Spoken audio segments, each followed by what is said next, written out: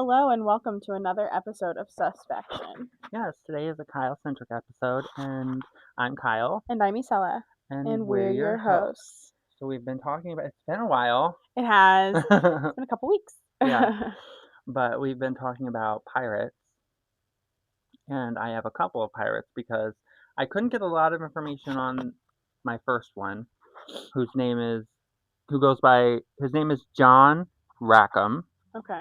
but he goes by Calico Jack, and he was an 18th century English pirate captain, famous for his flamboyant fashion and his iconic Jolly Roger flag, a skull with two crossed swords. He is best remembered for sailing with two fierce female pirates, Anne Bonny and Mary Read. Okay. While historically he wasn't the most successful or brutal pirate of the golden age of piracy, his legacy remains one of the most famous. Born around 1682, Rackham first entered piracy as a quartermaster on the ship of Captain Charles Vane. In 1718, when a French man-of-war ship approached, Vane ordered a retreat, but Rackham wanted to fight. Vane's cautious tactics angered the crew, leading to a mutiny that allowed Rackham to seize command of the ship, Hmm. which I thought was cool. Like he's Yeah. kind of it's like coming of age kind of in pirate world. Right. Anne Bonny and Mary Read, they're um Rackham's ship, the William, which I think also is cool that it's just named the William. My dad's name was William. Spent time operating out of the Bahamas. His crew was relatively small time and mostly targeted local fishing boats and small merchant vessels. Hmm. However, his crew was infamous for harboring two cross-dressing female pirates, Anne Bonny, his lover, and Mary Read. Both women fought fiercely alongside the men and have become legendary figures in pirate lore. And I will get to them as well. Um, in November 1720, a Jamaican governor's sloop ambushed Rackham's vessel while they were anchored and drinking. Most of the crew were too intoxicated to fight back, though the women reportedly put up a strong defense before they were subdued. Rackham was tried and found guilty of piracy by the Admiralty Court in Port Royal, Jamaica. He was hanged November 18th, 1720. Anne Bonny and Mary Read were both spared the noose because they were both pregnant. Oh. Yeah. Um, Calico Jack was the nickname of John Rackham, the English pirate active in the Caribbean during the early 18th century. Some side notes. He earned the nickname Calico Jack because he favored colorful calico clothing. He is remembered less for major pirate exploits and more for sailing with the two women. His flag, a skull and two crossed cutlasses, is one of the most recognizable pirate symbols and is often associated with the classic Jolly Roger image. And in 1720, he was captured by British authorities near Jamaica and later executed. Although not one of the most successful pirates of the era, Calico Jack became a legendary figure in popular culture because of his association with the two women I mentioned and the image of his flag. So Anne Bonny, she met Rackham while married to another man in the Bahamas. The two fell in love, and Rackham eventually sailed away with her. Some accounts say he even offered to buy her freedom from her husband. Hmm. Anne fought alongside the men during the battles and earned a reputation as a fierce fighter. Mary Read disguised herself as a man for much of her life before joining Rackham's crew. According to later accounts, she served as both a soldier and sailor. She revealed she was a woman only after joining the crew, and she became close friends with Anne Bonny. Anne Bonny and Mary Read are the only confirmed women known to have actively fought as pirates during the Golden Age. Um, his infamous flag, the Jolly Roger, was a white skull with two crossed cutlasses beneath it and a black background. Although modern pirate imagery varies, this flag has become one of the most recognizable pirate symbols in pop culture. In 1718, King George I offered many pirates a chance to surrender and receive a pardon. Rackham accepted the pardon and briefly gave up piracy. However, he soon returned to the sea, making him an outlaw again. On October 1720, pirate hunter Jonathan Barnett surprised Rackham's ship near Jamaica, and that's where all that stuff went down that I mentioned. Yeah.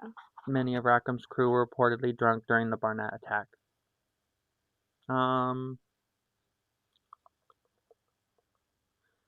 Did I mention much of his trial? Rackham and his crew were taken to Spanish Town, and that's where they were tried for piracy, where he was convicted and sentenced to death. Both Anne and Mary were also convicted, but because they both claimed to be pregnant, a legal plea known as pleading the belly, their executions were postponed. Pleading the belly. I Mhm. like the way I like the way that sounds. Right? A famous story claims Anne Bonny visited Rackham before his execution and told him, "If you had fought like a man, you need not have been hanged like a dog." This quote appears in later accounts and may be legendary rather than historically certain. Some of these little plot points sound similar to Pirates of the Caribbean. Like they pulled a lot of information from these stories. Yeah. Because I remember when, what was her name? I'm trying to think of her character name. I can't.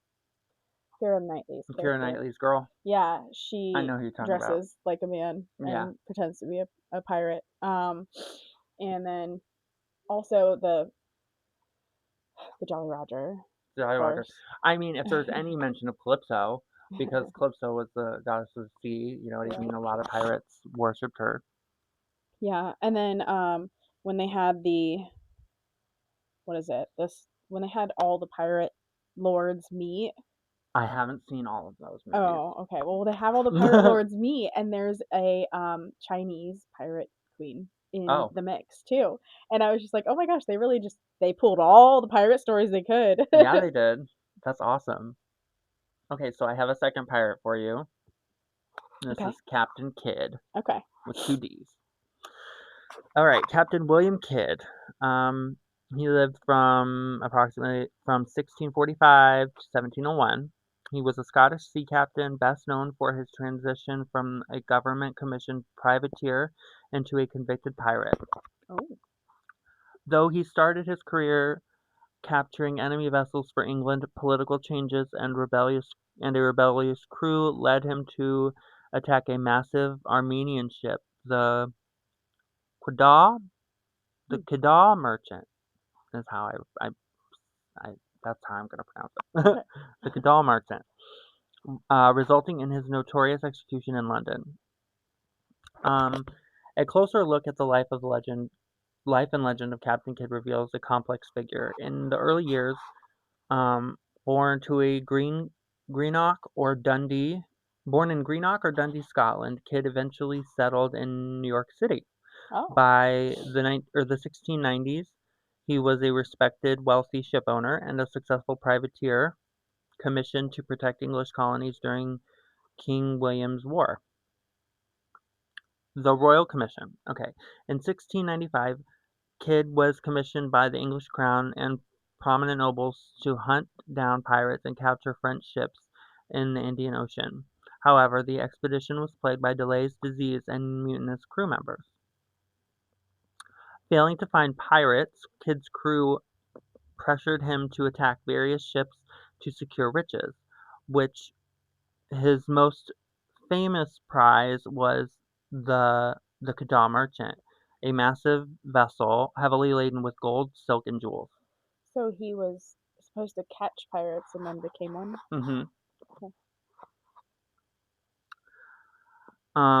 When Kidd returned to the Americas, he learned that he had been declared a pirate. He surrendered in Boston in 1699, believing his royal commission would protect him, but was sent back to England in chains.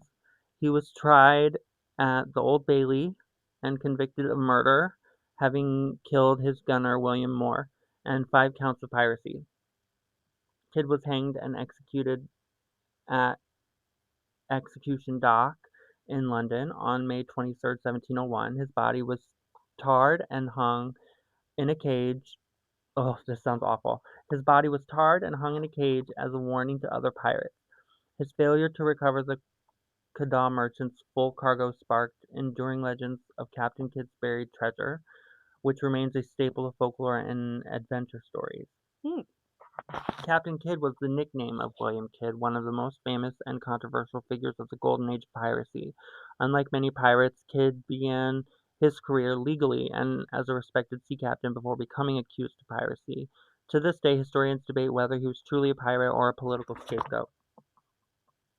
Alright, so William Kidd was probably born around 1645 in Greenock or Dundee, Scotland, although his exact birthplace is uncertain.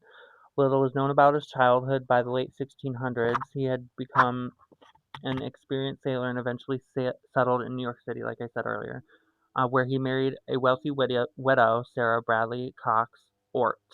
Sarah Bradley Cox Ort. Hmm. 4 names. And the marriage increased his social standing, and Kidd became a respected merchant and ship owner.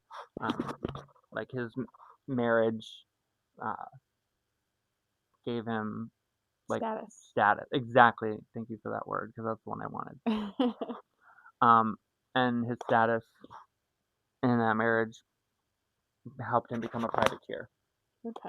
Um, before coming infamous, Kidd worked as a privateer. A privateer it was a privately owned ship captain, um, authorized by the government to attack enemy vessels during wartime.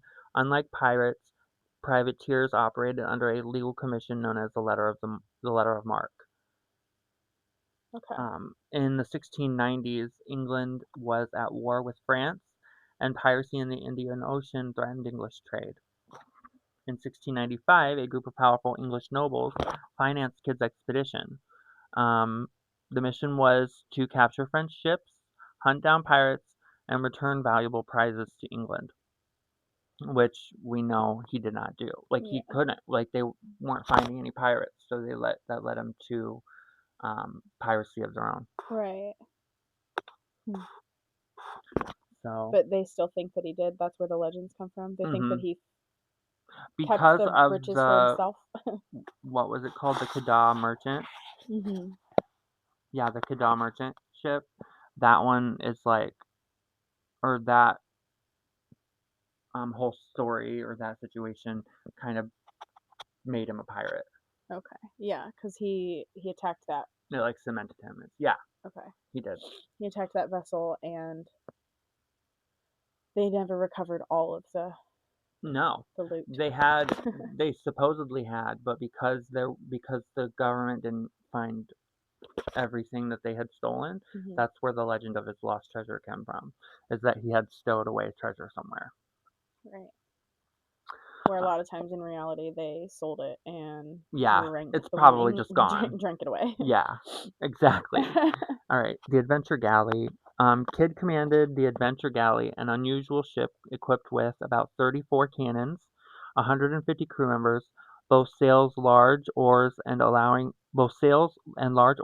allowing movement when the winds were calm. And it was designed to chase fast ships and operate in a variety of conditions.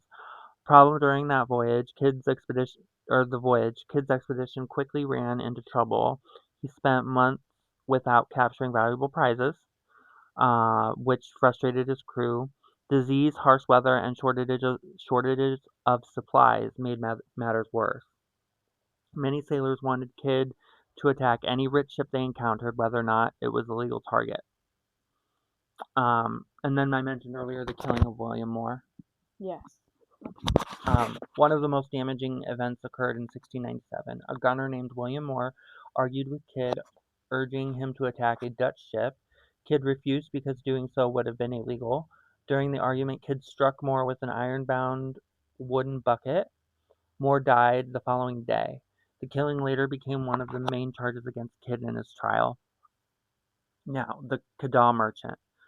The turning point came in 1698 when Kidd captured the Kada merchant. Although the ship was owned by Armenian merchants, it carried French passes that Kidd believed made it a legal prize under his commission. However, English authorities later decided the capture was piracy.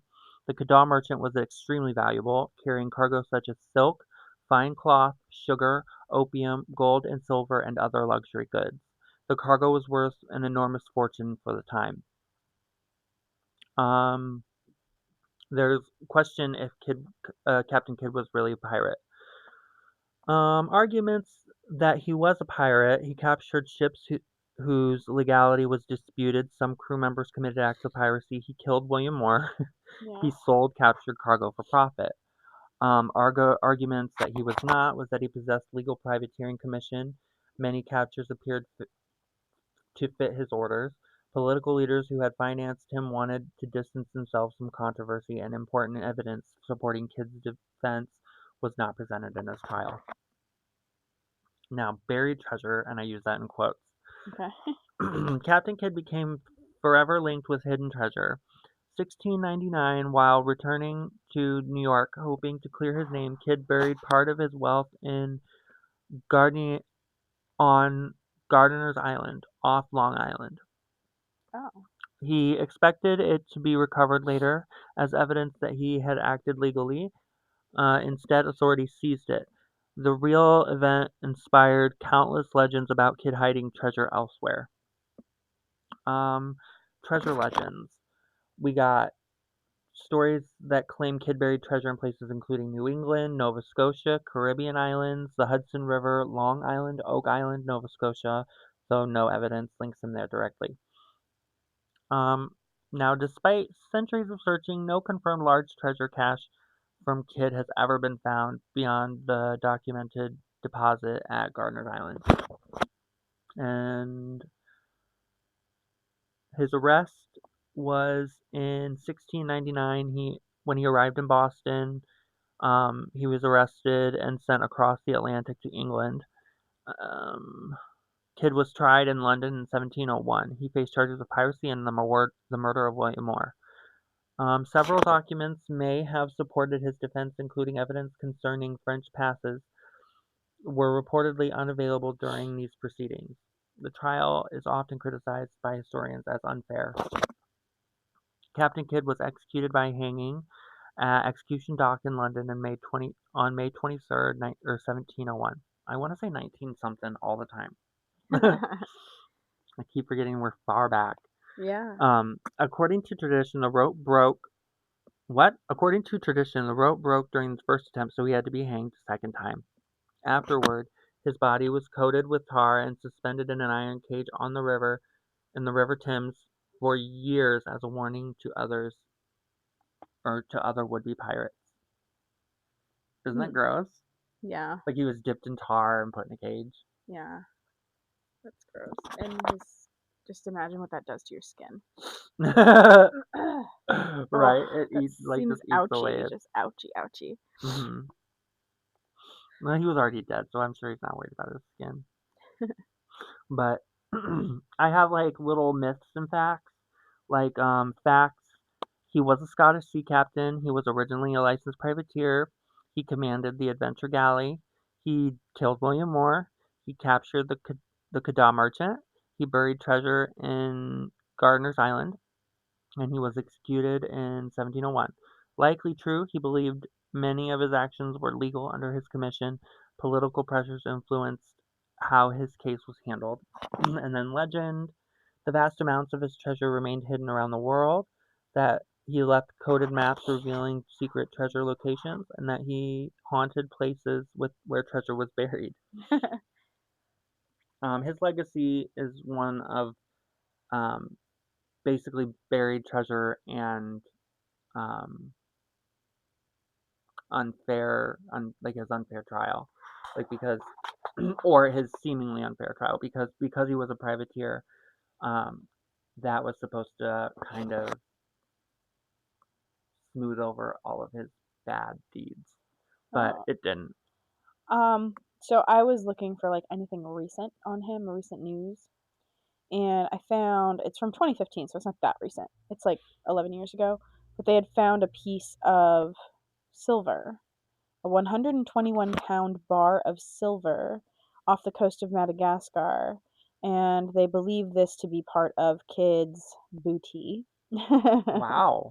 It says that the the silver bar was found near an area where the remains of the Adventure Galley, his ship, was Yeah. discovered in 2000.